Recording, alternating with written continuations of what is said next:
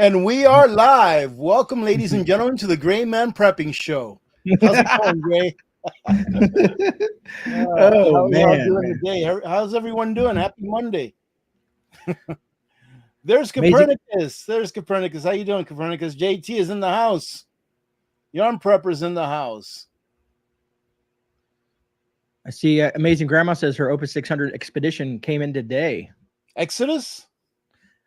Amazing Grandma said my Opus 600 Expedition Plus came today. I think it's the Exodus. Exodus, okay. There it is, right there. Where is it? Okay, awesome. Make sure you use it. Don't just throw it in a corner.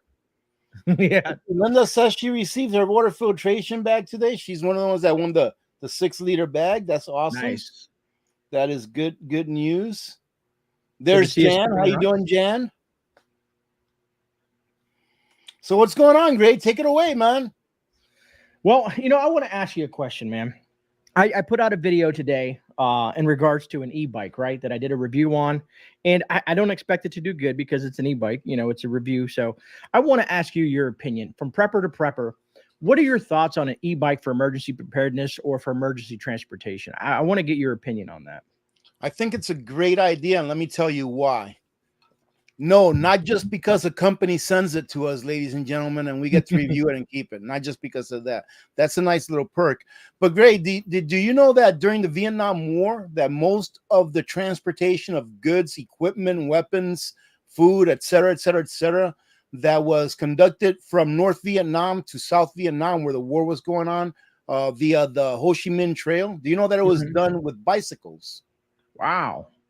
So most of the cargo that they brought, I mean, I'm talking to ammunition, all that kind of stuff. They figured out how to balance the loads on just regular bicycles, and they could put up to 1,000 pounds on one bicycle.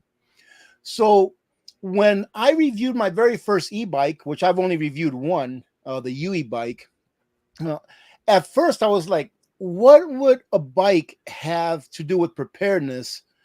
Besides for transportation? Yes, obviously for transportation it's great, it's quiet, you can recharge the battery with the sun, etc. But I feel that a better use of an electric bike, let's say during a grid down or in an area where you can't use your vehicle, etc., right, would be, I like to call it my mule.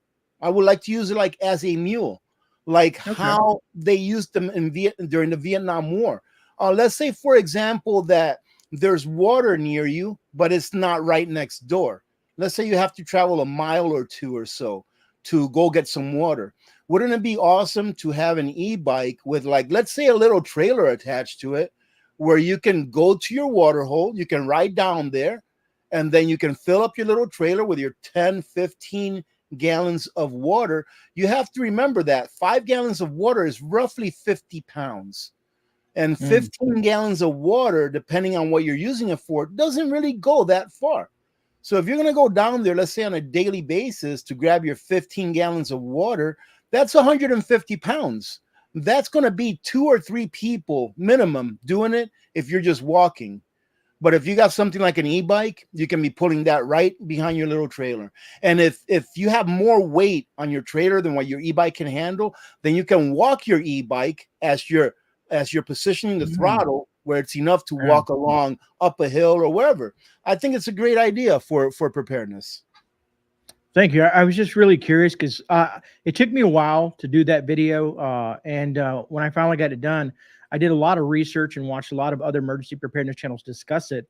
And ironically enough, last night or yesterday afternoon, the wife and I went out on family day and we took our bikes out, but we went onto a treacherous trail with roots, logs, and we were out there for 2 or 3 hours. And you be saying that there was a spot where I could not safely ride up this hill because of the logs and stuff that you had to go over. And I used the throttle to kind of get over that stuff and walked it up that hill. So it makes sense. And someone had asked me like, well, if it's a 2-wheeled bike, not a trike, how are you going to pull stuff? And then my wife was like, well, look at the people that take their kids and they attach it to their mountain bikes and they put that little thing. Yeah, said, little trailer, man. Yeah, so that's right. I really appreciate that. I was just really curious from another person's perspective in regards to that. Because I really think it definitely is something that people could add to their emergency preparedness that could afford it or that have it in their, financial space, Yeah, and I mean, if you're gonna, but the bad thing about that is like if you're gonna use an e-bike like for traveling. Now, this is not from personal experience. I've never been involved in a real-time domestic SHTF, right? Maybe downrange, that's a different story, right? But like a real-time domestic systemic SHTF, no. But just thinking about the 1 year in hell story about the gentleman that survived with his family during the Bosnian War, where they were blockaded for a full year. If you're going to get an e-bike for silent travel, make sure you get at least 2 or 3, because you never want to really travel by yourself, right? Right. So if that's what you're going to get it for travel during an SHTF, get 2 or 3, right? I think it's a great idea to get one, especially one of the ones that are foldables. I wish I had a foldable one that you can put inside your truck and just leave it there and use it every once in a while. Make sure the battery's charged. If you ever break down, you can just get on that bad boy and ride yourself home. I saw a video today. People are going to bring up EMPs, right? Well, what if you have an EMP? Your e-bike is not going to work. I saw a video today. Man, I wish I would have bookmarked it. Maybe I can find it if I go back to my history. But it was a gentleman, and he's like an engineer. And he was saying that there's a huge misconception out there of people thinking that with an EMP that everything is going to get fried. He actually said that a lot of things will survive as long as they are not hooked up to the grid, or as long as they don't have really long antennas or wires. Okay. So, for example, he said that more than likely a cell phone will survive because it doesn't have a very long antenna. And as long as it's not plugged in and hooked up to the grid, it should survive. Now, what he said is that the peripherals that the cell phone uses or needs in order to work, for example, the electric grid or the cell towers, the internet, those things won't be available, but your cell phone will more than likely survive. So like if you have manuals in there, books in there, things like that, it'll probably still be good for you to use. He said that most. So he went over a whole bunch of stuff that would actually survive an EMP and a CME. And he also talked about that most vehicles would survive and you would be able to operate them after an EMP. And he said they've done tests on this kind of stuff and all that kind of stuff. So, so having an electric vehicle, like in your car or your truck or something like that, that's foldable, I think it's a great idea because you don't know if your vehicle will be one of those that survives or not, that will be operable or not after an EMP or something like that. No, that's some good points. The wife, her e-bike is a true foldable, folds right in half. It's lightweight, and she does have it in the back of her. It's like an SUV hybrid van looking thing, and it's in the third row where she has a seat folded down, just kind of strapped in there, just in case something ever breaks down and she's in the middle of nowhere and needs to get to point A to point B, and she could use that without having to walk miles and miles. Yeah, man. Great idea. Good point, man. And I mentioned that I did talk about that because I know I said someone in the comments is going to say something about an EMP, and I said there's just not enough information out there. I mean, will the batteries just go dead? I don't know. I mean, that gentleman was talking. I'm going to have to find that video and at least send it to you. all right, or put it on my community tab. I Gentlemen, appreciate I've done, first let me say, Frank Rizzo, absolutely, brother, absolutely. That early voting is already on. So if I find myself over there before the 7th, where I normally vote, I'll be definitely voting no. And my wife's already in on this as well. I wish my daughter was 18. All right, not trying to make time go by quicker, but so that she can vote no also. And the thing is, Gray, they're pushing a vote here, and where we live, because they need more money. And the thing is, I probably better not say too much, because some of this is like insider information from people that actually work for the borough. But the thing is that I found out a couple of years ago that they have more money. Now, this is what I heard. I'm not saying it's true. I found out that they had more money than what they needed. So they did some projects that didn't need to be done, just so that they can spend all their money so that they can get a bigger budget the next year. And now here they're like, hey, vote yes, so that it's for our children, Gray. It's for our children. So you have to vote yes so that you can pay more taxes for our children. I'm not really complaining, because I know that there's people out there, especially in the East and West Coast, that pay a heck of a lot more property taxes than I do. So I'm not really complaining as far as that goes. But my property taxes, since I've been here, they've gone up, I don't know, 500%, maybe 600% in the last 7 years. Now, granted, when I started here, it was bare land, and then I put a house on it, okay? Granted that. But it seems that after I put my house on it, it didn't matter.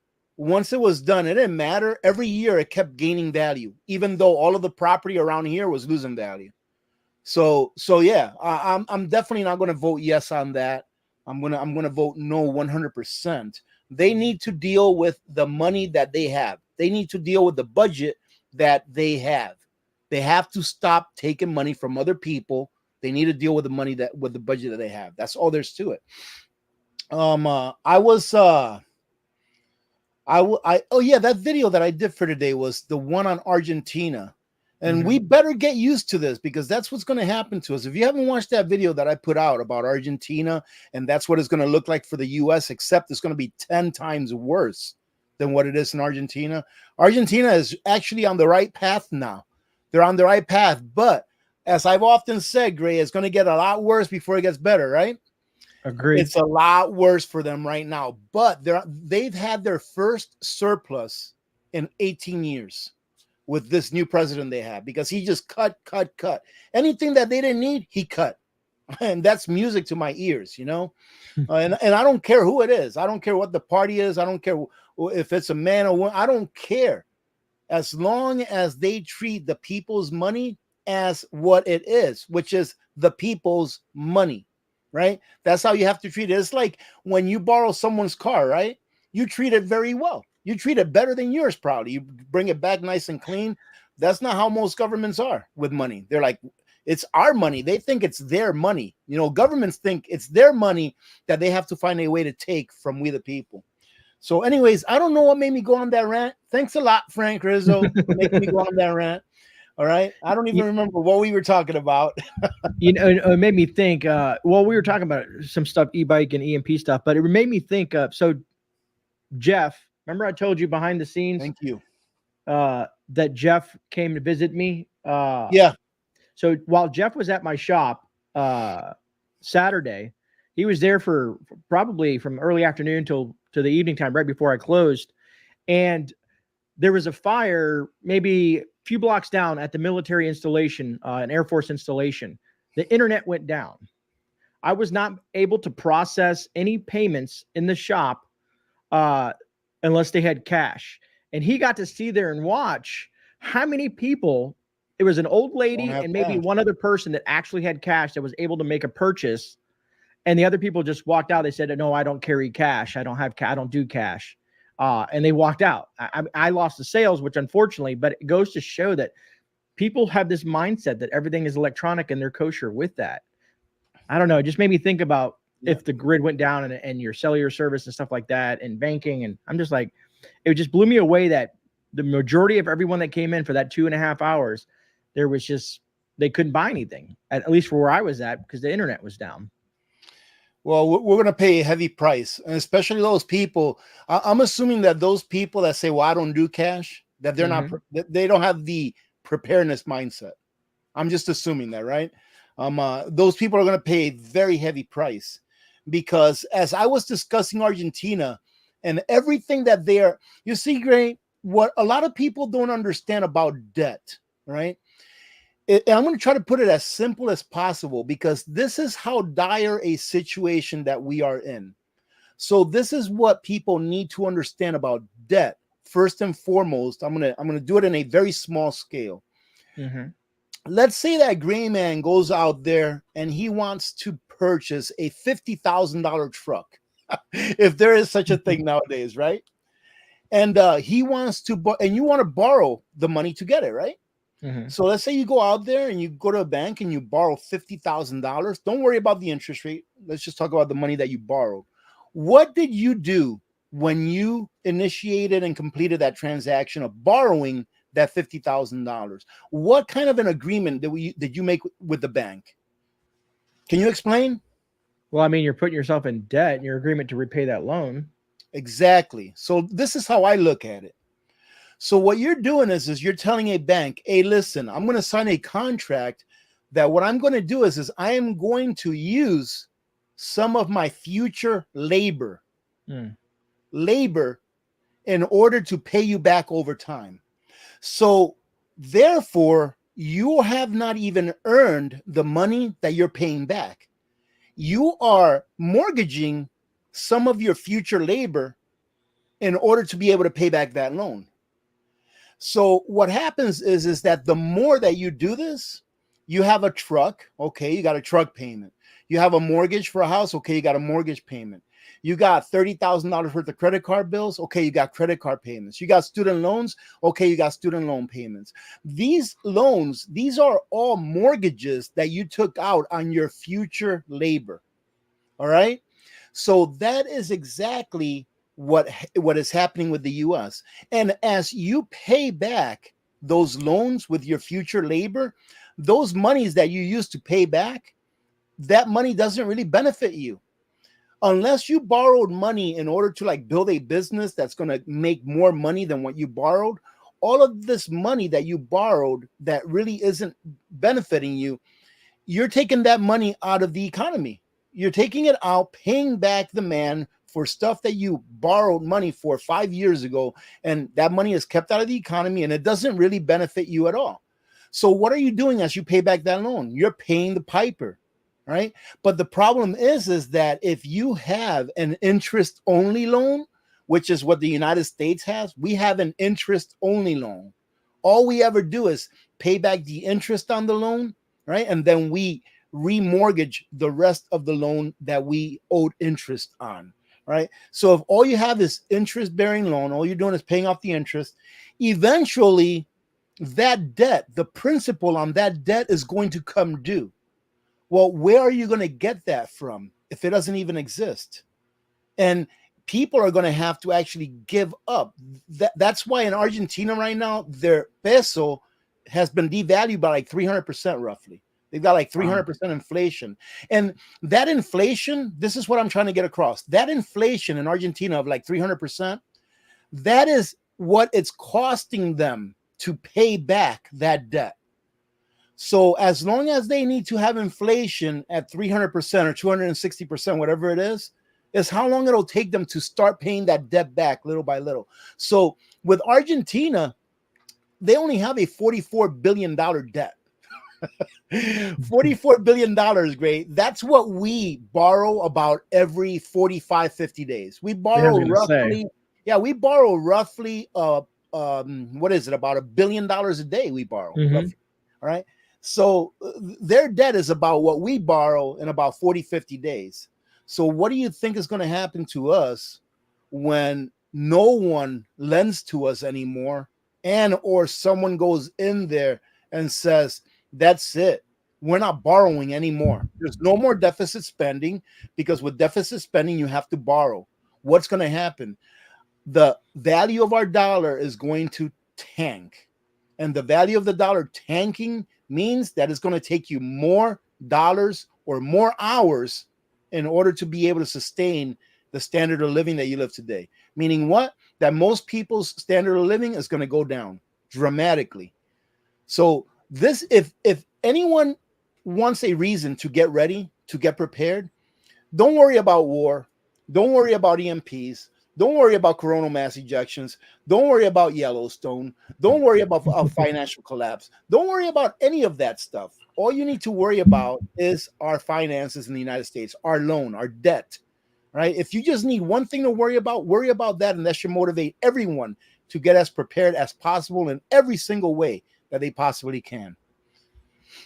You know, it's funny you mentioned that. I don't know which bank, but the FDIC had put out an article, just like a statement saying the U.S. is prepared for a potential failure of a major Wall Street bank, according to the FDIC. It doesn't even go any further. Just that was their statement. So what bank it is, I don't know, but it's quite interesting. I think Bank of America. I think I heard something going on with them, but don't quote me on that. Don't quote me on that. And the FDIC is full of liars. That's my opinion. They're full of liars. I mean, I remember putting this video up a while back where there an internal discussion that they were having within the FDIC got leaked. Oh, I remember that. Yes. Remember that discussion was pretty much, hey, listen, we got to keep this from the people. Yes. Let our friends know. Let our friends that are in high places, let them know what's going on. Let them know that they're going to be bank runs. Let them know that they're going to be bail-ins. Let them know that we're broke, comparatively speaking, to the amount of deposits that are out there that are insured. But we can't tell the people. We can't tell the general public. So the FDIC has almost 0%. I think they have like 0.3%. Let's be generous and say they have about 1% of what they need in order to bail out a systemic bank failure. And ladies and gentlemen, that's what's going to happen here. They're trying to contain this. They're trying to get all of the smaller banks to fail first so that they can be sucked up by the big banks. But there will be bail-ins. It's already been written into law. The only banks that are going to be bailed out by the government, i.e. by the public, by we the people, are the banks that are full of the buddies of the people that serve in government. Remember that SVB, what is it, something Valley Bank, Silicon Valley Bank in California? That bank had to be bailed out by the FDIC. Guess what, Gray? They were going to do a bail-in because the law stipulates that there's no more bailouts. So the FDIC and the government broke the law by bailing out that bank, that SVB bank. They literally broke the law, okay? Because I think it was in 13 or 12, we did that bail-in, Dodd-Frank, said it, Dodd-Frank, where it says that no longer will the public bail out banks.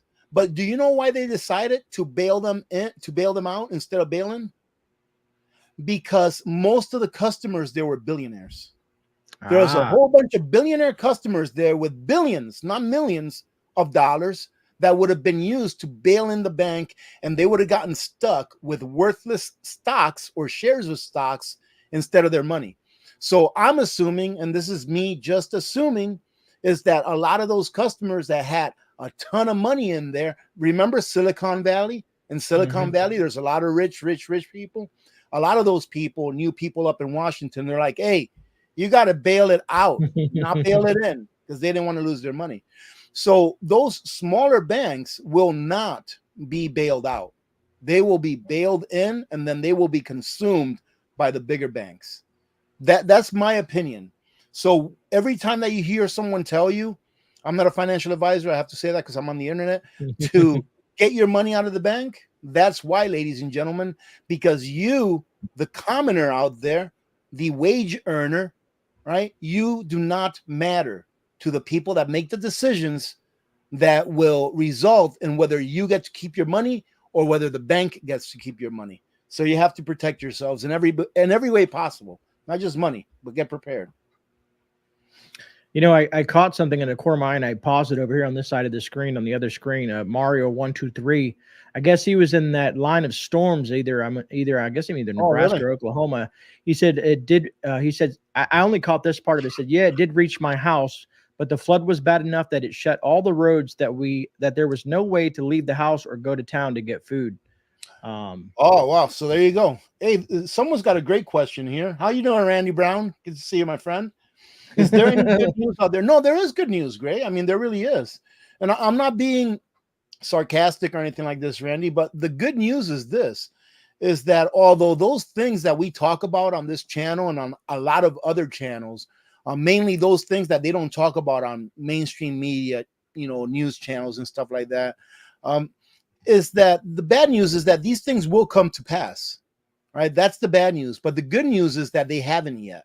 So you know how we talk about bank collapses and the cycles, how there's going to be a major war cycle coming and all that kind of stuff. Those things will come to pass. It's just nature, right? It's just cycles, not Pythagorean theorem, Fibonacci, right? But the good news is that they haven't come to pass, and that we have time to prepare, and that you have time to do all of the things that you need to do now before these things happen. And the reason that's good news is because it allows you to live your life at the same time that you're getting prepared. Because if you're not prepared and something systemic happens, your life completely stops. You have to go into overdrive and do whatever it is that you need to do to survive, right? But if you had taken the time and the opportunity to get prepared ahead of time, your life doesn't necessarily stop, because what your preps do is they give you time so that you can think. So you don't have to worry about 100 things at once. You have time to think of what you're going to do in order to make a calculated response, instead of a, what do they call it?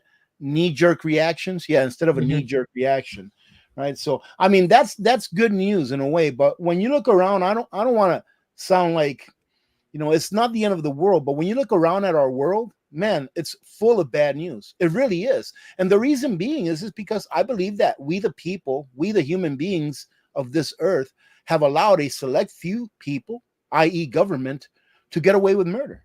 We've allowed them to do whatever they want, to grow as big as they want, to pretty much do anything to our food, to our air, to our water, to our schools, to anything. We've allowed them to get away with it. And I can sit here and blame the last generation or the generation before, but the fact of the matter is that it doesn't matter who we blame. What matters is how are we going to handle this going forward? And unfortunately, I don't think that there is any handling it going forward except to be prepared, because the monster, i.e. government, has been allowed to grow so big and strong that all we can do now is wait for its demise with its own hands. The government itself is going to destroy itself by the policies that it creates and by the system in which we are now forced to live under. So we just have to wait, but be prepared. From Tampa, fellow Floridian. Yeah, I mean, and as I'm scrolling down, I did find another response from Mario where it said, if you need a reason to prep, I'm trapped in my home for a week due to road closures due to floods. That is a good reason. Absolutely. That is a great reason to prep. And look at that, man. I didn't even read this, Gray. Look at what Mike says. That's great. Yep. That's really, really good. And look at this. Here you go, Gray. This is for you. Take it away. What would you do if you won millions of dollars in a lottery? Keep it out of the bank? Absolutely. But man, you ever look at the lottery statistics and how much, let's say you win $1 billion, how much, if you actually want just a cash out of just pure cash, how much they take from you? Yeah, it's crazy. You'll end up with like 400 million out of the $1 billion. It's great. I mean, it's still I still wouldn't mind it. But has anybody ever seen $1 million in cash? I don't know, like in front of you. I had a job years ago. Let me go to my safe. Yeah, right. I worked in a cash room and saw $1 million in $100 bills I can't say where, but and it was huge. So imagine trying to house $400 million in a facility of just $100 bills. I don't know if anybody would have the room. I know we would want to have the room. So I don't know, what would you do if you had that kind of money, Rudy? I mean, how would you keep it out of the bank? Really easy, man. Really easy. The first thing I do is buy everyone in Fairbanks a red Corvette. And then no, I mean, look, man, you're talking to preppers here. What would you do with X number of dollars, right? I mean, I just traveled about, a good amount of miles north of here where there's expansive property for sale by the state.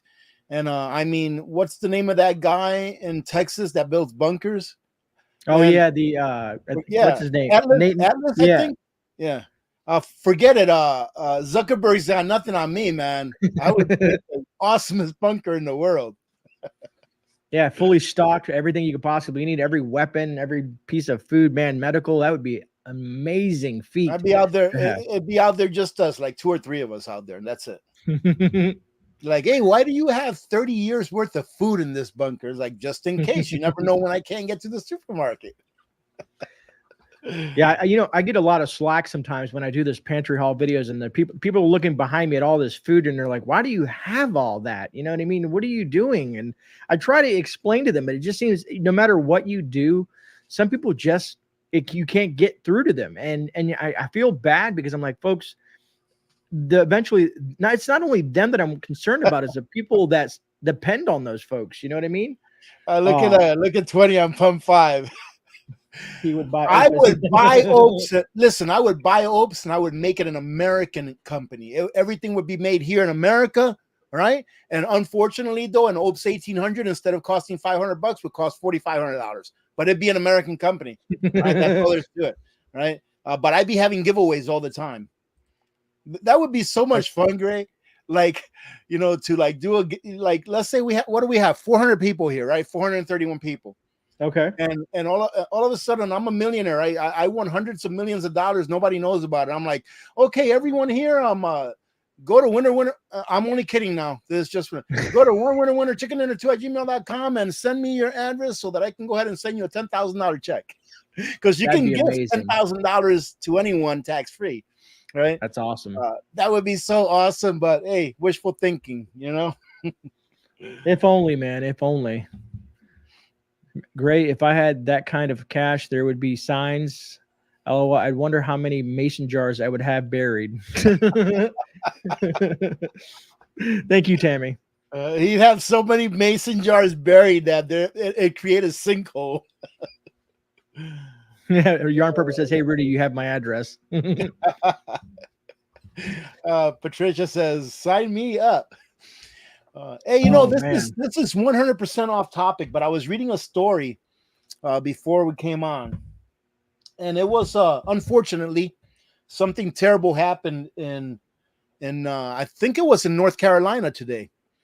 The U.S. Marshals, I think it was some U.S. Marshals went to serve a warrant to a felon, and 3 U.S. Marshals or law enforcement officers, I'm not sure if they were all U.S. Marshals, but 3 Leos lost their lives along with like 5 or 6 others that were hospitalized. This is how I think. All right. This is because I'm not sure how many people would think about this, but this is why I say that there's no way that the government would ever be able to take away our Second Amendment. There's no way. A lot of people worry about that stuff. I'm like, it's absolutely impossible. One person, Gray, actually, it was one person, and then one other person joined in on the bad side, on the bad guy's side, let's say. Yeah, right? 7 officers have been shot. 3 have lost their lives. Yep. So, and that's 1 to 2 people. Okay. Mm-hmm. Now imagine if they were doing warrant knocks to take away people's Second Amendment. Would not be a good idea, man. There's no way there's no way. All they can do is try to do the same thing that the little man with the mustache did back in the late 30s, early 40s, was tell the people, hey, you have to turn in your firearms because it's for safety, right? And people do it. And then passing a law. All they can do is use lawfare against the average citizen who's law-abiding, hoping that he or she will turn in their Second Amendment. That's all they can do. They can never take it away. So people need to stop worrying about that. What I say is, what would you do if you had $1 million and you didn't know what to do with it? Man, firearms are a great investment, Gray. I don't have one firearm that has not gone up in value since I purchased it. Not one. Absolutely, man. And I think that the more that you have, the more that's out there, the better that it is for our own, number one, national security and for our own safety from a government that may, not saying that it will, but that may one day become tyrannical. Why? Because history tells us so. So that's It's why I funny. say It's funny you mentioned that. It's like it was last weekend that I went to the gun show, and my guy there, my ammo dude, I'll call him that, my ammo guy. He always wonders. He's like, so you've been coming to me for years and years and years, and you buy the same thing over and over again. He says, what do you do with it? Do you go out and shoot a lot? Do you do this and do that? And I said, man, it's an ancient Chinese secret. You know, like kind of like that joke. You know what I mean? I said, yeah. I just do things, man. I just do things. Let's see. John asks, Rudy, is $165 a decent price for a 5-ounce silver bar? Excuse me. Well, that comes out to about $33 per troy ounce. So what's spot on silver right now, Gray? About 27? $27, 2 cents. In my opinion, it's a little high because right now, well, it depends on the kind of relationship you may have with your coin shop near you. And it's not even a relationship with me, like with Alaska Rare Coins. This is what they do for everyone in town. Right now, I think they're only charging about $2.25 or so over spot for bullion, which a silver bar is bullion.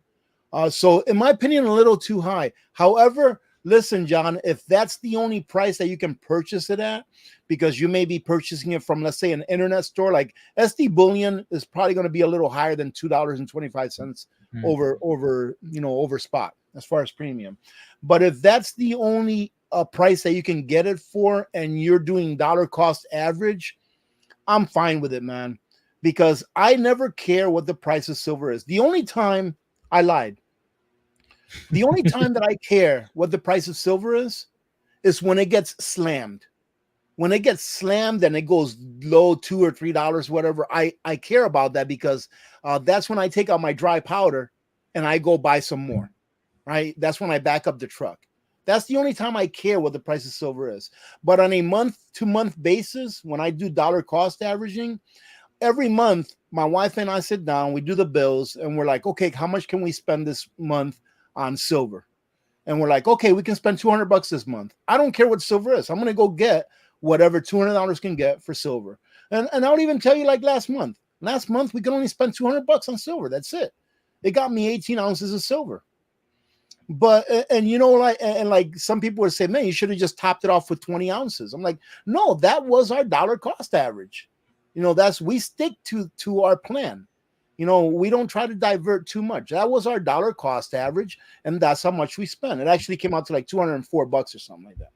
You know, so if you're dollar cost averaging, as far as I'm concerned, I don't care what the price of silver is. If I'm dollar cost averaging, if it gets slammed down, then yep, I'm definitely going to care what it is and see if I can get some more. Yeah, it's always smart to set yourself what you want to spend ahead of time and just kind of stick to that. You know, you incorporate that into your budget, just as with anything. How much food, how much this, how much that, and if you incorporate that, eventually over time you amass a lot. Just like building a pantry with food. You know, you do a couple of cans here and there. You have this in your budget. You're going to spend $50 extra to add this to the pantry. And just so the same thing with silver. And people always ask, well, how do you have so much? And I'm like, well, this is decades and decades of preparing. It doesn't happen overnight. Man. I think Forrest, you got me. I think it was 8 ounces, not 18. He's like 18 ounces of silver for $200. That's only like $11 an ounce. That would be phenomenal, man. Yeah, I didn't even catch it. Yeah, that would have been awesome, man. And you know what they were? They were actually silver eagles. All right. But you know what I do, Gray, is when I go in there to buy like bullion, I always ask, do you have any silver eagles that are bullion grade? Meaning they might be a little banged up. They might be the ones that are painted, that somebody painted something on them, and they don't really sell for brilliant. They're not brilliant uncirculated. They're not BU. And Jerry usually sells the non-brilliant uncirculated for the same price as bullion. So I just grabbed those. I'm like, I don't care if these look a little beat up. It's still silver, and it's a coin and not bullion. So I'd rather have this for the same price. So that's what I normally do. Yeah, this my guy does the same thing here locally. He has a, to his regulars, he has scratch and dent. He can't sell it for the brilliant That's uncirculated, exactly what it pretty is. stuff. Scratch and done. Yeah. Yeah, and he sells it for spot basically. He's just Yep. trying to liquidate it, and it's always great to find that. But I always call him in advance. Hey, you got any of that stuff laying around? And he says yes. That's when I jump in the car and head towards him. There's old Redneck Prepper. How you doing, Redneck Prepper? Let's see. Yeah, here a while back, it's not anymore, but I'm sure that if some of you all from Fairbanks heard me talking about it, I hope you took advantage of it. But here, I don't know, about a month and a half ago or so, Jerry and Dick, they were selling junk at spot. And I was like, why are you selling it at spot? And he says, well, we have a whole bunch of it. Somebody came in and sold a ton of it. And in order for them to sell it to their wholesaler, he would only accept it for spot. And but they would have to pay shipping. So they would actually lose, right? And they don't like to pay below spot when they buy silver, which is awesome, right? So, I mean, I'm sure they can get away with it, maybe paying like 1 or 2% less below spot, but they like to pay spot, which is a good thing for the customer and a good thing for them too, because they do it because they're good guys. They're honest, trustworthy guys. So they're like, well, I'd rather sell it to you all at the same price I paid for it than take a loss selling it to a wholesaler. And I'm like, that makes sense to me. So unfortunately, I ended up getting like a couple of tubes of quarters. But at spot, I'm like, man, that's an awesome price. I wish it was still at spot. I'd buy some more. Yeah, whenever you get lucky and you can find a deal, that's the way to go, man. I mean, even with constitutional silver, sometimes you get rolls of quarters or dimes and stuff like that at decent prices. Can't beat it. What I was going to tell you, it's funny. I was reading this thing, and not to get too political. That's all right, man. On the channel, the current administration, the guy who runs it, if you want me to use code words, whatever. Did you know he has the lowest approval rating since 1956, since Eisenhower? I mean, I don't keep up with that stuff, but it's not surprising. I mean, since unfortunately, Eisenhower. Yeah. I always say that, you always hear me say this, that it's not who sits behind the desk, it's the system. Mm-hmm. The system is rotten to the core and has to be changed. But I've also said in the past that whoever sits behind the Resolute desk will determine how fast the train is headed towards the wall. Right? Because I've stated in the past that we are on a train that is headed towards the wall, and there's no stopping it. There is absolutely no stopping it.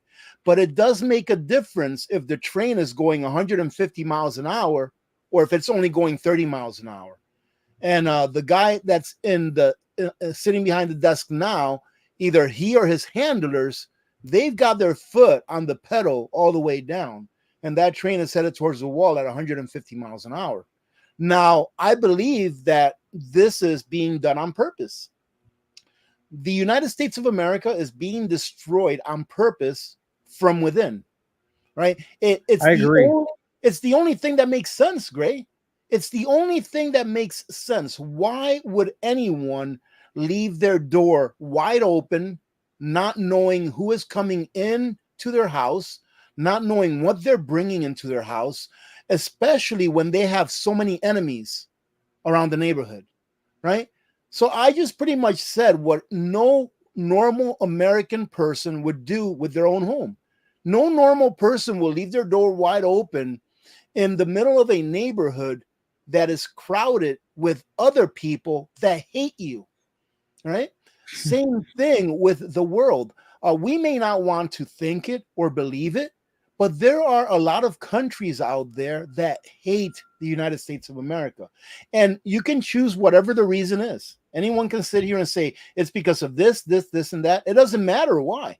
It doesn't matter why.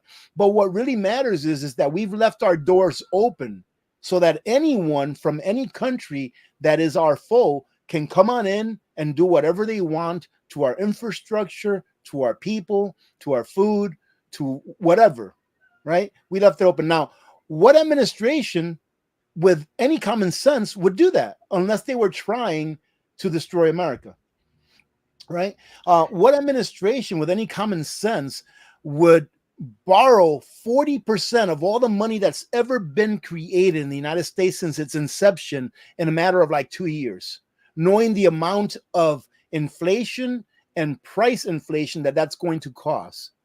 Why would they do that if they weren't trying to destroy America, knowing that the more that we do that, the less or the more that we fall out of favor with other nations as far as them trusting the fiat currency that we issue, the Federal Reserve note? Everything that you see going on, it's being done because they need to destroy America. Is the only way that they can stay in power. It is. And have you ever? Go ahead. No, I was thinking, have you ever looked at the logistics of it? 7 to 10 million or however many people that's been coming in the back door, the logistics side of it. How do you feed them? How do you clothe them? How do you house them? You know, I think it's also a big strain on the resources here in the United States. I think that's also going to add to this collapse of infrastructure with all these more and more people. We can only sustain so much people in the United States, you know? Well, Gray, it's a Cloward and Piven strategy. I've talked about it several times. No. I mean, take a look at I was reading an article here the other day where I think it's in LA or Chicago that they're burdened with about $5 billion worth of hospital bills that were never paid because they were incurred by people that are here unlawfully, and they'll never pay that. So who do you think is going to pay that? Well, the people that actually go to the hospital that have a job that can pay it. They're going to pay it. The taxes are going to pay it. So it's a Cloward and Piven strategy. It's been at work for a very long time. It's a lot of things at the same time. Cloward and Piven strategy, number one, Keynesian economics, which was set to fail from the beginning. You know, I forget his first name, but Keynes, you know, the guy that came up with Keynesian economics, his last name was Keynes. Okay. In his deathbed, he said, yeah, this system will eventually fail, but what do I care? I'll be dead by then. So they already knew that system was going to fail. I mean, J.P. Morgan told Congress that this system was going to fail, you know, in a hearing. And he pretty much told them that by saying that gold is money, everything else is credit. That's the same thing as saying that this fiat system is going to fail. It's just in a much shorter way. So, you know, we've been told all of this, and they know that our nation is going to fail with the policies that they're passing. And not only that it's going to fail, but that it's going to fail a lot faster than what it would have if we have someone in there that maybe tries to take the time to bring back our manufacturing, because that's the key, Gray. Bringing back our manufacturing, bringing back our drilling of our own energy, bringing back the uncentralization of our food production, meaning having a lot more farms, smaller farms, than 5 or 6 huge mega farms. Bringing those things back is what's going to save us when the dollar finally goes to zero or is devalued greatly. Because if the dollar is devalued greatly and we don't have any of those things, we cannot afford to get it from any other countries because our dollar will be devalued so greatly. But if we have all of these things already, we will be all right internally. Let me put it to you this way. This is going to make a lot of sense for people that maybe aren't following. During the Great Depression, I've heard a lot of stories about the Great Depression. And I've heard a lot of people say, we didn't even know that we were in a depression. I was a child during the Great Depression, and I didn't even know that we were in a depression. Why? But why didn't you know? Well, because we had food. You know, we had everything we needed. Maybe we didn't have shoes, but, you know, we had everything we needed to survive. You know, that's the same thing with our country. If we have our own manufacturing again, if we have our own food production that's uncentralized, if we have our own energy production, yeah, maybe our dollar won't be worth much outside of our borders, but we will have everything that we need internally in order to continue to rebuild. What do you think about that? It's funny that, and as you're thinking about mentioning it, because during the Great Depression, America was still in the realms of pretty much self-sufficiency, you know, with a lot of things going on in the United States with food and all that stuff like that. Nowadays, if we get back into a situation like a Great Depression era situation, it would definitely be much, much, much worse because we're dependent on all these other countries outside of the U.S. You know what I mean? And I agree. The United States has the capability of being self-sufficient. Why they don't do it, I don't know. You know, I'm just a lonely guy in a, in a room talking about this with you, but it just doesn't make sense to me. And then I think about how other people view this, and they think, well, everything is, oh, this is just the way things are. But I said, it doesn't have to be. That's the thing. It doesn't have to be this way. And it's the political strings that get pulled that make it this way. And I don't know if it's ever going to get fixed. It's like you said, it's probably going to get a lot worse before it ever gets better. There's going to be a lot of suffering in that time process. Yep, there is. There's no way out. There's no way out of the position that we're in now. None whatsoever. There's just a way ahead. But which way is it that we're going to choose? Are we going to choose freedom, which is going to be a very tough road? Or are we going to choose communism, which is what this current administration and its leaders want, which may seem okay for a very small snippet of time, but then it will completely be a lot worse than what people think. I love to see these kids talk about how communism will work as long as it's done right, when it's never, ever been done right once. What makes you think that it's going to be done right now? There's no such thing as doing communism right. There's no such thing. And the thing is, Gray, it's very easy for young children. I had to give my daughter a pretty long lecture, meaning like 5 or 10 minutes, talking about this, because children, they grow up in a socialist environment. Think about it. Who makes the rules in your house? Is it your child? Right. No, right? Who feeds your child? You do. Your child, our children, they're used to us, the head of the household, the government, all right? Except that you can't vote in this government because it's communist, right, or socialist. So the government in our household sets the rules, but we provide the people, our children, we provide them with health care, schooling, clothes, food, all of the stuff that they need, we provide them with, right? Well, once kids get out of school and they start working, that's when they start their journey towards conservatism or being conservative, because they're like, wait a minute here. I worked this hard so that you can take. I remember my first paycheck when I left my house. I was flabbergasted. Like, I worked this hard and you're taking almost a quarter of my paycheck. That's when they start waking up. But in the early years, they're all little socialists. And my daughter, the other day, I was having a talk with her, and she was like, well, it would be kind of nice, if everyone could have their basic needs met. Well, you can only imagine, all right, how I took that. When I heard that, I was like, whoa, wait a minute. Let's talk. And I saw that look in her face when she said that, and I was like, wait a minute. She was like, oh, man, I shouldn't have said that, because now I'm going to get a talking to for the next half hour. I don't like what I do here when I run away with it. Hey, I mean, it is what it is, but at least hopefully you got through to her, you know what I mean? So that she can understand that. Because I have these same conversations with my daughter, you know what I mean? In the same aspect, because she has these visions of grandeur when she turns 18 that, life's going to change for her. And she's used to this way of life because everything is given to her and taken care of for her and stuff like that. And I said, once you start working, once you get into that environment, you will see that it's not all unicorns and rainbows per se, Hey, check this out, Gray. I told you that this thing right here can run my 31 cubic foot freezer I ran it for 3 hours and it would still have 42%. Nice. I mean, that's like, not for that thing for 100 and was it $30? $139. Yeah. Yeah. I mean, I ran it for 3 hours and it was still at 42%, I think. I'm like, that's awesome. So yeah, I mean, and I don't recommend it. I don't recommend getting like a small solar generator like that to run a refrigerator, but in a pinch, you can do it, right? In a pinch, you can do it. Linda Bob says, Gray, how's your coffee or water holding out? You were actually talking a lot today. Great. Really? I thought she was going to say that I was talking too much. But no, it's the conversations that we have, it's like, so if you ever watch a newscaster, right? And if I say, hey, Rudy, something, you're going to respond and try to get your thing off. I've watched some newscasters that try to cut off the person that they're having a conversation with, and it just seems rude or like you don't get the whole story. So when I ask a conversation, I like to sit back and listen to the response that I'm receiving from the person that I'm asking before I actually, you know, say my piece or my part that I want to add to the conversation.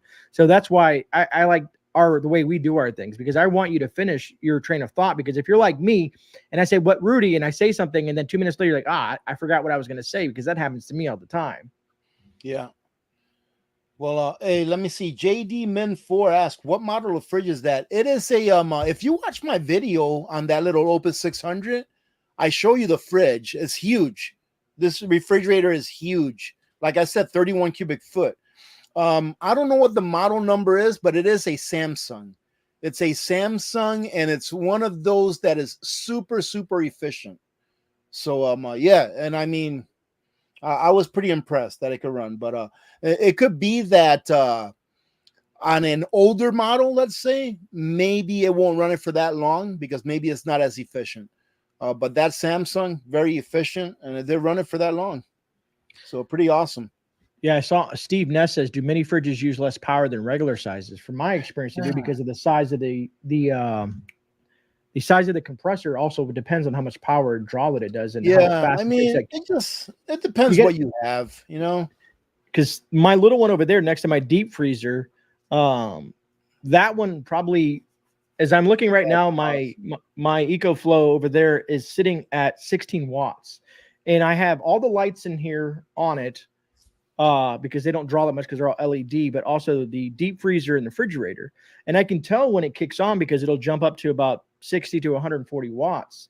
So all that stuff over there is run by just one power station, you know, and it runs it flawlessly. Here in Florida, we get brownouts all the time, and hence having a good UPS system that kicks over as soon as the power goes out.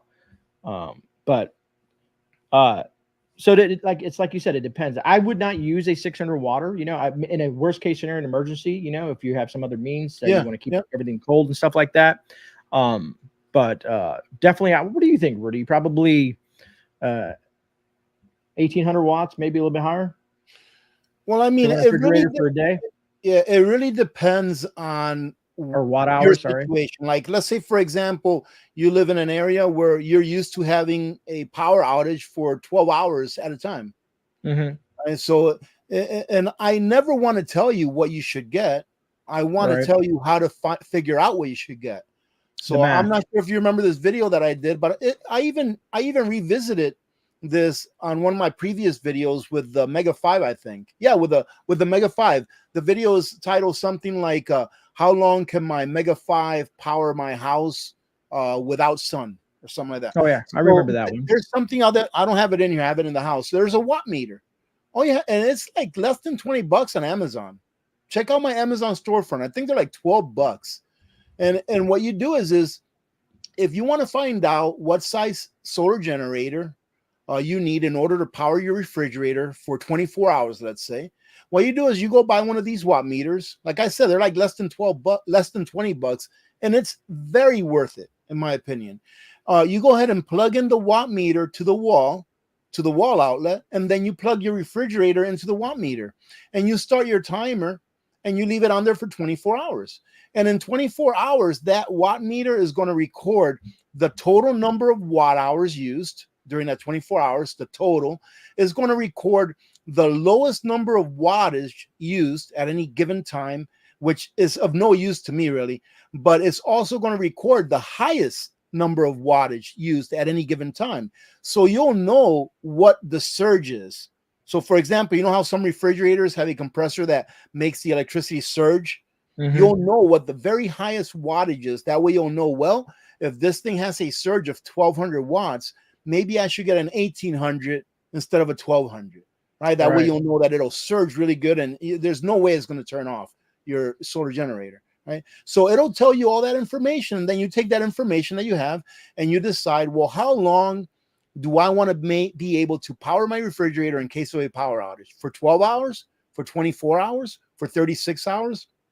However long it is, you just go and take a look at how many watt hours it used for 24 hours, and then you can make your decision, right? Because for me to sit here and tell you what you need for your refrigerator, hey, this powered my refrigerator, I'm pretty sure it could power it for like 5 hours easily. but it's that how long you want to power your refrigerator for, right? So go out there and buy that little watt meter. Like I said, they're less than 20 bucks, they're like 12 or $13. That'll give you all the information you need in order to decide what size solar generator you're going to need for a refrigerator and or any other appliances that you want to hook up during a power outage. It's funny you mentioned that, because I was talking to a friend of mine that came over, and he was like, he saw the power station on top of my fridge that I have up there. And he's like, did you do a review on that? I'm like, no, that's just one I bought years ago. And I said, I want to get the thing that Rudy has. I'm very curious about that. And I didn't know they were that cheap. I'm going to have to give me a couple of those. Yeah, because, I'm going to look one up right now so I can show you it. Here just send me your Amazon store link. I don't mind. No, I'm going to show you guys around. Look at this, 12 bucks, man. This is ridiculous. The price is $12. It's incredible. This is an incredible price. I'm going to show it to you right now. Let's see. Boom. Okay, let me see if I can share with you. Share screen.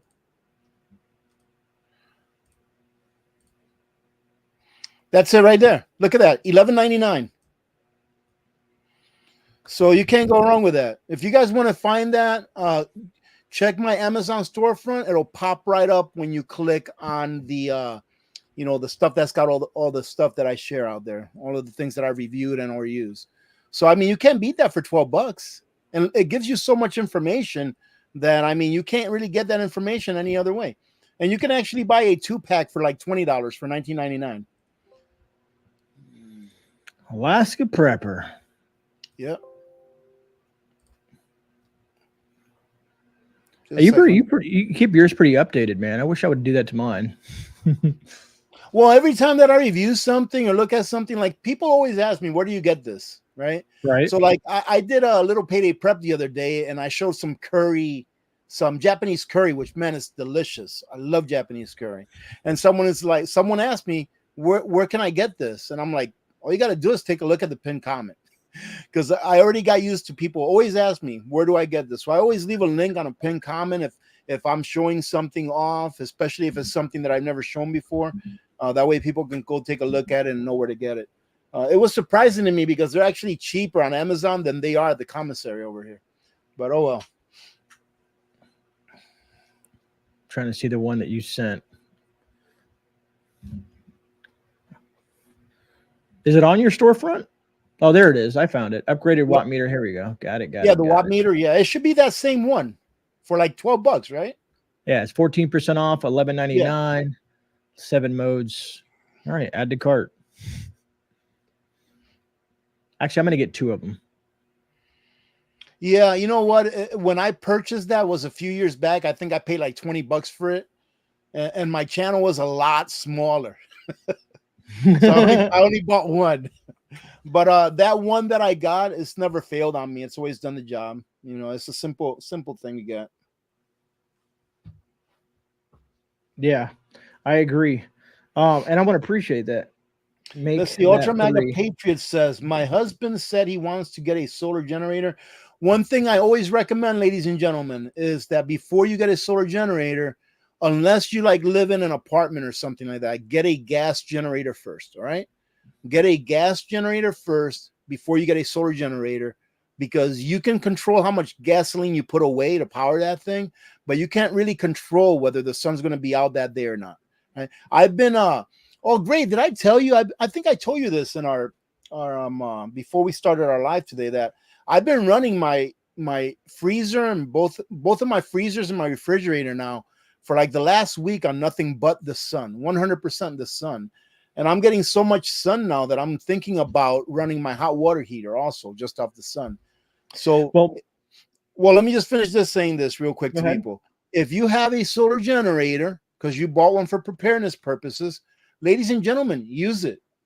Don't just put it in a corner and forget about it. Use it, right, on a regular basis. Even if it's going to save you $5 a month during the summer months or the sunny months, use it, because that way you can become an expert at using that specific solar generator that you own, instead of trying to figure stuff out because you left it in a corner somewhere for a year until you needed to use it. Oh, absolutely. Grit and Grace wrote, how do I figure out how many watts to run my well pump?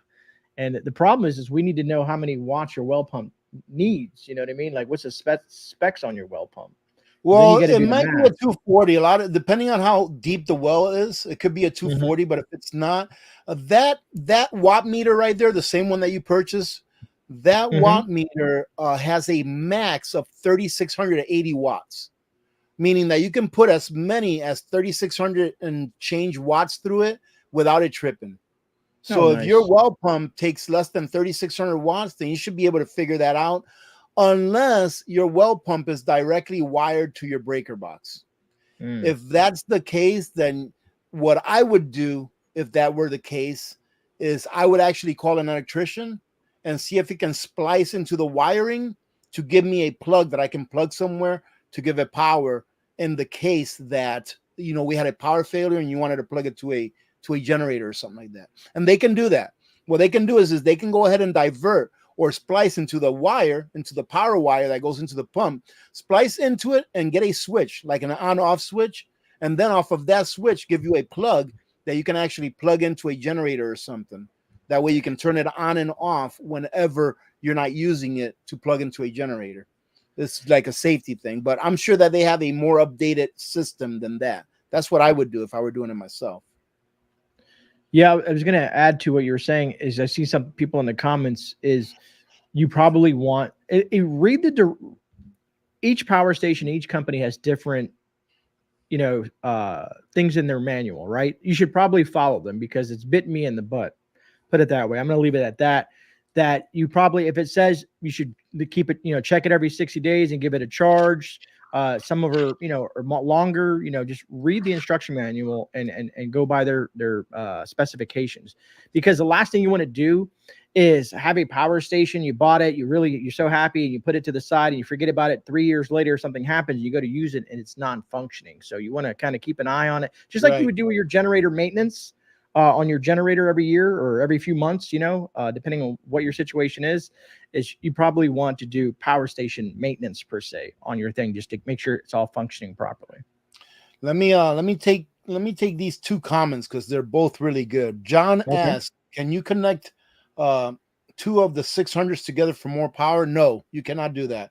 I mean, look, you can, right? But I wouldn't recommend it. Right? If I needed to do something like that, I could, right? If like think about it, Gray. If you know anything about electricity, you can get 240 volts out of 2 600s. But I would never recommend that anyone do that, okay? But you can actually weld with it. You can actually weld with 2 600s. For how long? Not very long, but you can do it. There's always a way that you can do stuff, but I would never recommend it at all. And for any regular purpose, no, John, I wouldn't recommend it for that at all. Just get a bigger solar generator, right? By the way, OUPES is going to have a big sale again towards the end of May.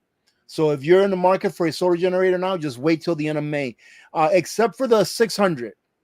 If you're in the market for the little 600 Exodus, then they do have that on sale until the 22nd of this month of May. All right, and then it's going to come off sale, and they're going to put all the other legacy models and the mega models on sale. Okay, so that's one. This is using your prepping equipment so that you can save money, so that you can get more prep stuff. I love this comment. Full of Hope says, I am on a day and night electricity tariff, which that means is that electricity costs more during the day and it costs less during the night, right? I'm pretty sure. And that's what she says. It's half price at night. I charge the EcoFlow Delta Pro through the night, then run stuff with generator during the day, with a solar generator during the day, and roof solar, no bills for 6 months. That is awesome. That is awesome. That is great. And that's like, my property is not really set up for optimal solar because of so many trees and stuff. So I usually get, I want to say, probably about 5 hours of really super good solar a day. So like I've got 5 solar panels connected to my Mega 5 that I have in the house. And those 5 solar panels, like I said, are able to run both my freezers, my refrigerator. And now that we're having a little bit longer days, it's more likely going to be able to power my hot water heater also. So I'll take advantage of that as long as I can until we get back into the dark months. But yeah, as long as you have the equipment, use it, ladies and gentlemen. Don't just let it sit there. Use it. And I've learned a lot. I've learned a lot about solar panels and about hooking stuff up in series and about the angle of the sun and all that kind of stuff. I learned a lot by doing that stuff so far this year. And I wouldn't have probably gained that experience if I would have just left my stuff sitting in a corner somewhere. No, absolutely. I mean, and it's when you look at it, a lot of people look at a solar power stations, that's pretty pricey, but you have to look at your ROI on that. And Full of Hope seems to be getting her money back out of that system by using it on a consistent basis. Yeah. And that is correct, Scott. Watts is amps times volts. So if, for example, you have, and I'm pretty sure that Scott's answering someone's question on like, my refrigerator says that it's 6 amps, right? Or 3 amps or whatever. And yes, that's what you do. So let's say you have a refrigerator that says it's 3.3 amps. So the way that you convert that into watts is, if you live in the United States, we average between 110 and 120 volts, right? So I always just take it the highest one, 120. So you take 3.3, multiply it times 120, and that's what you got. You got 392 watts or something like that. Yeah, knowing math is half the battle. Yeah, you know, a lot of these things are just simple common sense stuff, and it's not difficult math. It's just, you know, and that's why it's so important that when we send our kids to school, they learn how to read and write and do mathematics, right? I agree. A lot of this stuff is simple. You know, building a staircase, Gray. When I was building the staircase to my house, I'd never built a staircase before ever. So what did I do? I went and bought a little book, right? And I'm looking at the book and I'm like, okay, rise over run. And then you got to figure, wait a minute, this is the Pythagorean theorem. Building a staircase is just a Pythagorean theorem. It's very, very simple to do. But, you know, unless you know it, you don't know it. Basic algebra, brother. Basic algebra. Yeah. Where are we at? What else do you got? We're a little over an hour, man. Man, time has just passed. No, the only thing I really had, it's not really a big, I mean, it's a big deal in the aspect of what's going on in the world with the colleges and all the protests and stuff like that. But, you know, it's just something that I see that's going to be expanded during the summertime. I think it's going to get a lot more chaotic with the protest, and they're going to be expanding, especially as we get closer to the election. I was going to say something, though, now that popped in my head when we were having a conversation. And a lot of people have been coming into my shop, and they have this idea, you know what I mean? And it may be a more conspiratorial or not, but they feel like that if Orange Man Bad wins, right, that they're setting him up for the economy to collapse under him so that he can be blamed and say, see, we told you so, kind of thing. Does it really matter? He's blamed for everything anyways.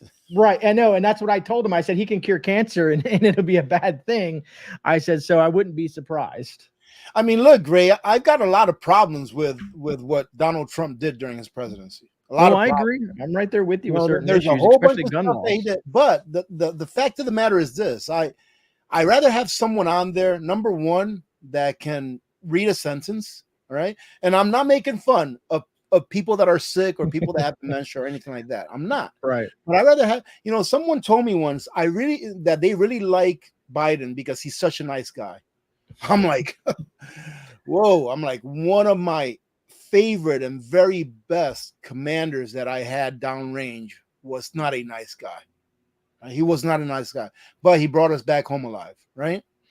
My point being is that when you're looking out for people's freedoms, and when you're looking out to be the CEO really of a country of 330 million people, we're not looking for nice guys. We're looking for competent people, number one, but more importantly, or most importantly, people that love their country, right? Mm-hmm. And I believe that Donald Trump loves this country. I really do. I believe that he loves this country, right? And I believe that he's a builder. And I believe that the reason why they're going to let him, you remember what I'm saying? They're going to let him, right, get back into the office is because he is a builder. And we will have a crash and will more likely be during his presidency. And when it crashes, we need to have someone there that actually loves this country, that won't take any crap from the IMF, because the IMF The World Bank, the WHO, the UN, all of these people, they are no good for this nation.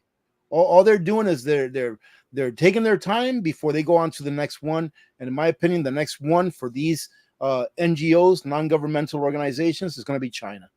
I mean, on the video that I put out this morning, I went ahead and put a clip on there showing that, yeah, the IMF has been thinking about moving their headquarters to China ever since like 2016, 2017. Yeah. Why would that be? Because they see what's coming. That's why. And they're not going to have any use for us anymore eventually. Let's see. We have Scott. How you doing, Scott? Thank you. I learned a lot. Oh, hey, thank you, man. I'm going to say truly this appreciated. For your favor, Gray, because you're a better teacher than I am. Scott says, I've learned a lot over the years from both of you. Just thank you very much. And thank you for being here, by the way. I appreciate you. I truly appreciate the support, man. Aren't those nice comments, Gray? Aren't those better than, hey, that stovetop has GMOs, you know? I'm like, yes. Thank you very much. I mean, remember I told you the other day, I think it was on the phone, that I finally got fat shamed on the channel. And it had nothing to do with food. Someone's like, man, the world needs fatties also, okay? I know, right? There's just more of us to love. You know what? I can address this now because I've seen a few comments on this. Some people have asked me, and I missed them. And I think I've seen a couple on my lives. And maybe I saw a comment on a previous video. AAP, are you on the carnivore diet still? Because you look like a fatty again. I'm like, hey, wait a minute here. Come on. Come on. Oh, man. Yes, Jesus. I am. I am still on the carnivore diet 5 days a week. All right. And on the weekends, I do like ketovore, meaning that I allow myself like up to 30 grams or so of sugar via either a vegetable, a fruit, or even like last weekend, I had a half cup of rice because I made some oxtail. It was delicious. Right. But I've had some problems here in the last 6 months or so that I'm not going to get into. And it just is what it is. I haven't quit. Trying to stay healthy. But this diabetes thing, I think I talked to you about this here a little bit ago, Gray. This diabetes thing is a little more complicated than I initially thought. All right. And I am not going to go on pharmaceuticals. It's just, I'm pretty hard-headed when it comes to that. I am not going to go on pharmaceuticals, and that's it. So what happens, but I haven't quit. 95% of the times, I'm still eating pretty, like tonight, I'm having a ribeye, right? That's what we're having tonight. It's a ribeye, and I think my daughter's having a T-bone steak. But it just is what it is, People don't know, they know us as a YouTube persona. Some folks just know us personally. And like, we all have a story. I mean, at one time I was over 400 plus pounds, you know what I mean? And to be down to 275, to me, that's like a huge difference in my life. And I was in a situation where I was diabetic and taking 10 or 15 pills. And to get past all that was a great achievement for myself. And then when I see something like that, I'm like, I feel like they're just ignorant and they just don't understand. They don't know me. They don't know my history. They don't know nothing about me, but you want to leave a stupid comment like that? It's all right, man. We need people of all types, right? I like what Yarn Prepper said. What Yarn Prepper said is awesome. well, the thing is, I've often said that, hey, listen, I went to the doctor and he said that my weight is perfect. Right? My weight is perfect. I just need to grow another 1.5 feet tall. What's funny about that? Every time I do a 6-month checkup and they do my blood work, they always think, oh, everything's good. And I always ask them how. You know what I mean? I'm like, how is everything good? I'm a pretty heavy set dude. You know what I mean? I'm not skinny. I'm not, perfect. I'm, approaching 50 here. And they're like, I don't know. It just is. These are the numbers. These is the guidelines. And you fit into this thing for your age. You're doing good. And I'm like, all right. You know what I mean? Whatever. But imagine living your life, always having to restrict your life. Like, for instance, Rudy, what do you have a favorite dessert, Rudy? A favorite dessert? Like, there's something that just calls you. I'm not really a sweets kind of guy, man. I'd rather have 2 helpings of regular food than to have sweets, to tell you the truth. What about mac and cheese? Some homemade mac and cheese? I mean, if you know what's my biggest vice when it comes to foods that I'm not allowed to have, I'll tell you right now, white rice. I love white rice. But it's like, imagine that you restrict yourself so much, you know what I mean? Because you're worried about this and worried about that. You go outside your house to go to work, you get hit by a car, you're dead. You're like, man, I wish I would have had that bowl of rice the night before, you know? Well, you know I've what, been Greg, doing. let me tell you what's one of those things, right? Like I said, that my diabetes, my sugar is a little complicated at times, right? Sometimes you just, I'm not talking about anyone else. Sometimes I just get fed up, right? Like, let's say, for example, man, I've been doing everything right for the last 2-3 days. Like, I don't take my blood sugar every single day anymore because it's kind of stabilized. But sometimes you do everything right for the last 2 or 3 days, etc. And then you take your blood sugar, and I'm like, how in the world is it that high? How can it be that high? And I'm like, I don't care anymore. Let's go to McDonald's. Just kidding, right? I'm like, I don't care anymore. You know, that happens sometimes, but it's not about how many times you fall off the wagon, really, but that you keep getting on it. It's really what matters in the end. You know, what I have to say is this, is that I'm a lot healthier today than I was 2 years ago, as far as my inside, you know, as far as my blood sugar, my blood pressure and all that kind of stuff. Well, my blood pressure has always been pretty good, but I'm a lot healthier now as far as what I was a couple of years ago when I didn't even know that I had diabetes. So I look at it, I'm able to go out in the woods on the weekends with the wife who is 13 years younger than me, and keep up with her and do, you know, crazy stuff out there and still feel good about myself, that I'm still have the ability to do those type of things. So when I can't do them, then, you know, that's a different story. But for now, I'm going to keep on enjoying the life as best as I can. And if there's something that I really want and I just haven't had in a while, maybe I want a bowl of ice cream, you know, or something like that. I'm going to have that bowl of ice cream. You know what I mean? It's not like I'm doing it every day, or, you know, I'm just gorging myself on ice cream. It's maybe one day I just want a bowl of ice cream or something. I don't know. I used to have, you know, those keto ice cream bars? They're like 2 grams. Yeah. I used to have one of those like every day, and it was great. You know, I was doing great. And then they took them away from Costco. I'm like, they don't sell them there anymore. But those are actually really good. They never affected my blood sugar. They only had like 2 grams of carbs, of sugar in them, you know, and they were really tasty. And I used to look forward to having like one of those every day, but they haven't sold them at Costco's for a while. But let's see. Too crazy. Yeah, listen to John. John says, I'm trying to get more creative on acquiring food because the prices are nuts. And man, I'll tell you what, John, you are 100% right. When I go to the store, like when I actually think Costco is cheaper than like going to Walmart or going to Safeway or like Fred Meyer, because usually whenever I don't go to Costco and I go somewhere else, it's usually like Fred Meyer and sometimes Safeway. Very, very rarely Safeway, but Fred Meyer. I look at the prices and I'm like, how in the world can people live? I'm like, oh my goodness. And I took my family and I took a little day trip this weekend to a town called Central and a town called Circle in Alaska here. And I took some snippets of the prices up there, and you just wait. It's going to take me a while to edit that video because it's so long. We even saw a moose that got run over in the middle of the street, Gray. Oh my goodness. Really? Oh my God. I've never seen something like that before. I've never seen that much blood ever. Oh my goodness. This thing was huge. But anyways, like I said, I'm in the process of editing that video. It's really long. There's so much to edit, you know, so it'll be out maybe sometime this week. But yeah, for people that live in these outskirts, you know, in these little villages and small towns, you know, like the town of Circle here is like 100 people, right?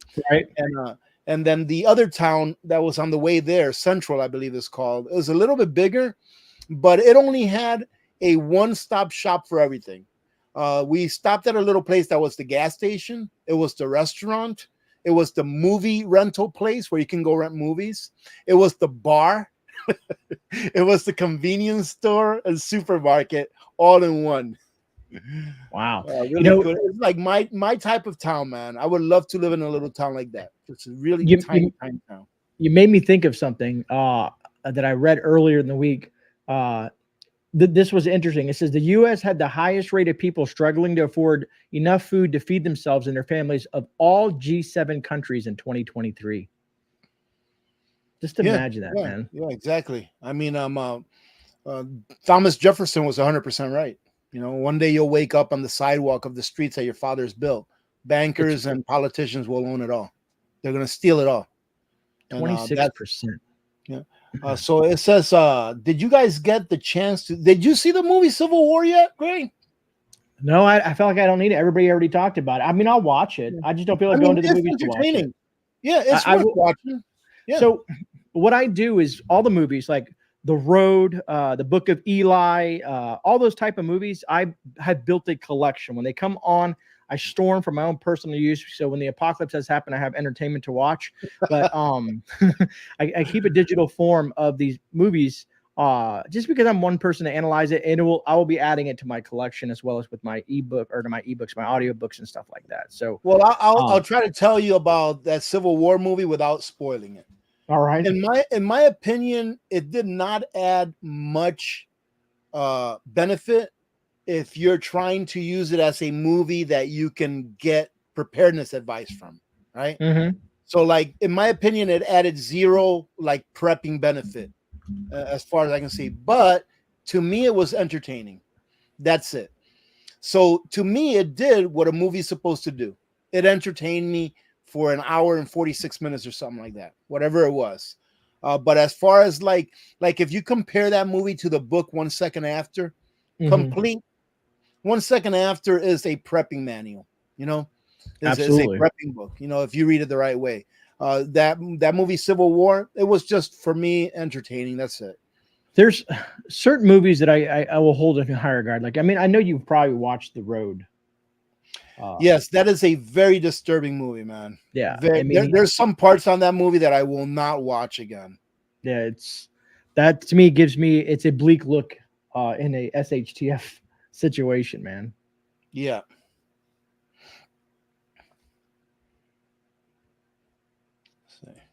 I mean, that movie, The Road, in the end, pretty much it tells you that if we were to find ourselves in a situation like The Father and Sunday, you know, Viggo Mortensen, and I don't know what the boy's name was, that you would be living for the survival of the next generation, that like your life is over. Like that guy's life, Viggo, his life, he already knew his life was over, but he was living for his son's generation, hopefully that they would be able to make it through. It was such a terrible movie, man. Terrible movie. I mean, you know that part that I can't watch. The part where I know what you're talking about. In the I can't watch that part, man. Like whenever we get to that, I'm like, I got to skip over this. I can't see this. And it's a very powerful movie. You know what I mean? Yeah. It does. And it's not for, you know, there's just certain movies like that I can look at and be like, this is probably closer to what to expect than some of the more entertaining movies out there, you know? We've got a troublemaker in the chats, and his name is Low Blood Pressure from Corpus Christi, Texas. What's up, brother? Let's see. Low Blood says SHTF has hit in Venezuela and Zimbabwe, and people were not eating each other. Yeah, guess what, though, Low Blood Pressure? They're eating each other in Haiti. Yeah, that they are. Take a look at Haiti. They're eating each other over there. Not saying that it's going to happen everywhere, but it does happen, and it's happened before. So, yeah. You hear about that, Gray? Where in Haiti is pretty much a failed state. Yeah, they God, what was the gang member's name? I forget. Is it Meatball or something? But he eats. I know who you're talking about. I forgot. Yeah, yeah. It's crazy, man. And Hades it's just imagine being there, man, in that situation. It's a scary fact. And just imagine to think that could happen here. Well, I mean, things would have to be so terrible here, man, for something. I mean, things would have to be terrible anywhere, man, for something like that to happen. But, you know, I mean, I don't know. I wouldn't want to think that it would get that bad. But, I mean, have you ever followed Charles Nenner? He's a psychoanalyst. You put me on him. He says that the next major world war, he says there's going to be over 2 billion people that, you know, that don't survive. So I'm thinking if it's going to be that bad, man, my goodness. But, you know, we can't really look at things that way. We can't really look at, man, there's going to be 2 billion people that are going to pass away. You can't really look at life that way, because maybe it happens, maybe it doesn't. Maybe the cycle will extend an extra 20 years. You never know, an extra 50 years. Who knows? It's just like that Carrington event, right? That huge solar mass ejection that happened in 1859, September, right? It's a 150-year event, which means that we're way overdue for another one of those, right? But do we live our lives thinking that tomorrow is going to be the day that hits? You really can't live your life like that. You just got to do the best that you can and get prepared, stay prepared, and then just live your life. When it happens, it happens. If it never happens, great. Really good. Hey, you can't live in fear. And there's only so much you can control around you. You can't control the sun. You can't control the things that happen around you that happen in other countries and, stuff like that. You got to focus on what's in front of you. And try to be happy as best as you can, even though driving in the morning in traffic drives me crazy, but I still do it because I know I can get through it. All right. I mean, everyone here is talking about barbecue now. we got something started. Oh, man. Where are we at? All right. Hey, man, if you want to call it, let's call it, because, I mean, I think we can go on for another 3 hours, huh, Greg? Maybe we ought to do that one day. Do like what is it called, a marathon or something like that? We'll do a marathon. Well, we already talked about this, didn't we? We'll do a marathon on November 5th. Oh, yes. We'll do like 2 hours on my channel and like 2 hours on your channel or something like that. Yes, exactly. That's because that's going to be a very interesting That'll day. Be fun, though. Yeah, it'll be. Yeah. We'll have a good time, Or maybe we'll do it where we can. How you can like share. Yeah, I'm trying to learn how to do that. Maybe we can do it like stream, that. Yeah, stream we'll on do the like same one day. To stream on 2 channels at the same time. I mean, we'll do it like that, and people can jump back and forth and whatever. It'll be a good time, Yeah, on a Tuesday. That works for me because I will be off that day, so I'm good. We can stay here from morning till night, man. We'll plan it out. We'll do it. We'll have some fun with it. Maybe I'll throw some new intros and some stuff like that in there with it too. You better do it, because I don't know how to do none of that stuff. But that'll be fun. That'll be an interesting day, and because will we know the results that day? Probably not. Probably not. Oh, man. Minuteman, sorry, man. We've been going on for 1 hour and 32 minutes, man. Where you been? Oh, wait a minute. Colorado says here that his Opus is defective. My Opus is not working. It's defective. Hey, those things have a 3-year. I was just talking to Gray about that. Out of all of the Opuses that have gone through my link, I think I've had like 2 that were defective, which is really good. Hey, Colorado, it comes with a 3-year warranty. And the 2 people that had to return an Opus back to the company, it was very easy. They contacted them. They sent them a sticker over email so that they can return it, and they send them one right away. So contact them. They might ask you to let them know what's wrong with it, to take a picture or a video of it or whatever. But it's been easy the 2 times, and you're the 3rd one in the last couple of years. Send me an email and let me know how it works out. All right.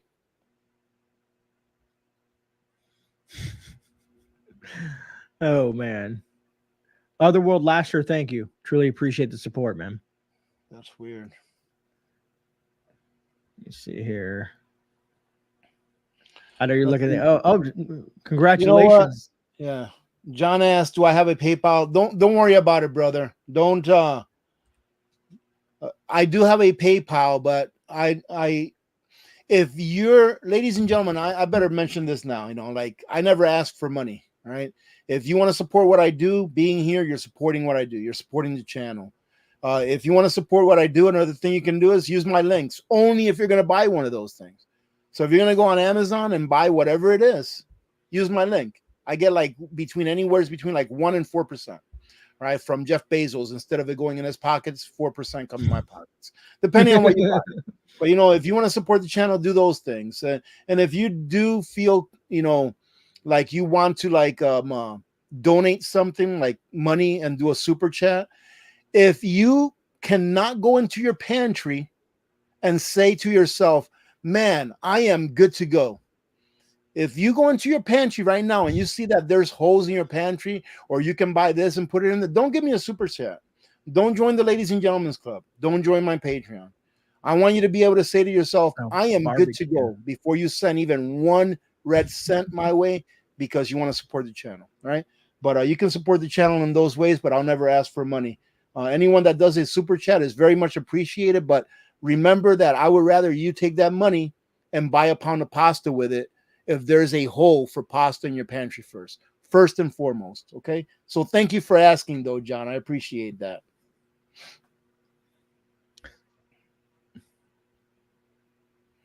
Okay, I think that's it, brother. Barbecue. Barbecue was the name of that the place in the guy in Haiti. That's where they were talking about. That was his name, Barbecue. But yeah, I mean, we're good, brother. Yeah, man, look at this. We got to revisit this. Scott says, nice. I still make homemade sauce from your tomato powder recipe. Man, that's some good. That tomato powder makes really good spaghetti sauce, right? I have not tried the tomato powder from Nutrient Survival yet, so I don't know what to say about that. But maybe I'll have to try it here one of these days, just to see what it is. I don't eat spaghetti. I don't really remember the last time I ate spaghetti. But have you seen those noodles? They're called skinny noodles. Yeah, and they're made from like a fungus, from like a mushroom. So they're nothing but pure fiber. So they have no sugar, no nothing in them. And they're not bad. They have a pretty good texture. They kind of like the texture like spaghetti. They're a little chewier. But for something to break the monotony and maybe put a little bit of sauce on it and stuff, they're not too bad. So maybe I'll try with that here, make some soon. Yeah, I've learned to use stuff like squash and zucchini for you know, better options for pasta. I still stock pasta. I don't care. I'm going to still keep stocking the carbs because absolutely, man. Trust me, I still stock the rice, the pasta, all that stuff is important, man. Survival is about survival. It's not about, trying to stay nice and trim, like I am. Oh, man. Thanks, John. All right, well, let's call it good, man. Let's call it, because if not, we'll just keep going on. Well, ladies and gentlemen, thank you very much for joining in. I truly do appreciate every one of you. Happy Monday to you. I hope that you have a great rest of your week. If you haven't caught the video that GREYMAN put out earlier today on that electric bike, go check it out. And if you haven't caught the video that I put out today on what is going to look like in the United States of America once we have to impose austerity, meaning that the government can no longer spend beyond its means, go take a look at that video today, because I give you a glimpse on what it's going to look like by showing you what it looks like in Argentina, who's going through it right now. Again, thanks a lot for joining in. Gray, take it away. We really, truly appreciate your support and spending your evening with us, taking the time out of your evening to hang out with us, no matter where you're at in the world. And for the folks that catch a replay, we truly appreciate the support as well. Other than that, folks, I'm Gray. That's Rudy. Did I get the right one? Nope. There we go. Bye. That's Rudy. God bless you all. Take care. All right, here's the outro.